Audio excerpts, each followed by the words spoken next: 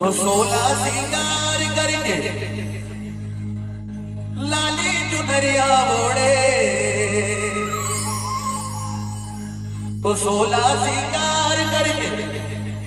लाली चुनरिया ओढ़े चले आवे वो भैया आगे नाम मोर, चले आवे भवानी आगे नाम मोर। DJ R2 16 सिंगार करके लाली चुनरिया ओढ़े, 16 सिंगार करके लाली चुनरिया ओढ़े, 16 सिंगार करके लाली चुनरिया ओढ़े चले आवे बोले जाए नाम मोर, चले आवे भवानी नाम मोर, चले आवे भैया नाम मोर, चले आवे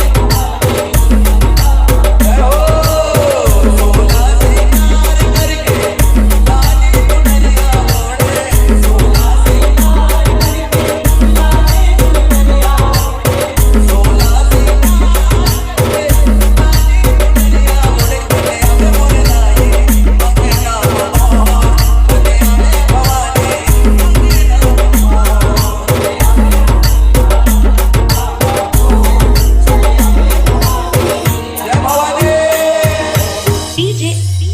R2 ये देखो बच्चे न बटोरे